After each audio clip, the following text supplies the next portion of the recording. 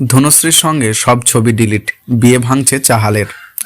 যুবেন্দ্র চাহাল ও ধনশ্রী বার্মার মধ্যে সম্পর্ক নিয়ে জটিলতা তৈরি হয়েছে। তাদের বিবাহ বিচ্ছেদের গুঞ্জন শোনা যাচ্ছে। দুজনের সোশ্যাল মিডিয়ায় বিয়ের ছবি ডিলিট করে দেওয়ার জল্পনা আরও বেড়েছে।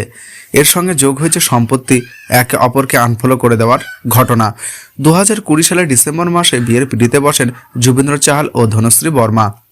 লকডাউনের সময় ধনশ্রী থেকে নাচের প্রশিক্ষণ নেন চাহাল, আর প্রশিক্ষণের সময় তাদের মধ্যে প্রেম হয়। পরে সেটা বিয়েতে পূর্ণতা পায়। এরপর একাধিকবার তাদের মধ্যে সম্পর্ক ফাটল নিয়ে গুঞ্জন তৈরি হয়। চাহালকে ছেড়ে ধনশ্রী পার্টি করা হোক বা একে অপরকে নিয়ে পোস্ট না করা হোক, বারবার তাদের সম্পর্ক আতশ কাঁচের তলায় এসেছে। এবার যেটা হলো তা আরও বেশি করে আলোচনায়।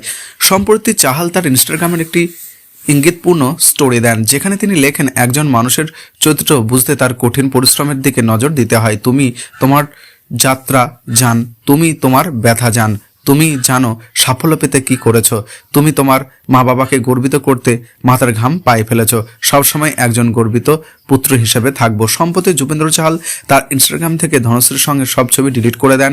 এরপর বিবাহ বিচ্ছেদের জল্পনা বাড়ে। তবে ধনশ্রী কোনো ছবি ডিলিট করেননি চাহালের সঙ্গে। বিশেষজ্ঞ মহলের মতে দুজনের মধ্যে সমস্যা হয়েছে, সেটাই তারা সোশ্যাল মিডিয়ায় তুলে ধরেছে। 2024 সালে বিবাহ বিচ্ছেদে হয়েছে হার্দিক পান্ডিয়ার। এর আগে মোহাম্মদ শামি, শিখর ধাওয়ান, দীনেশ কার্তিকের বিবাহ বিচ্ছেদ হয়েছে।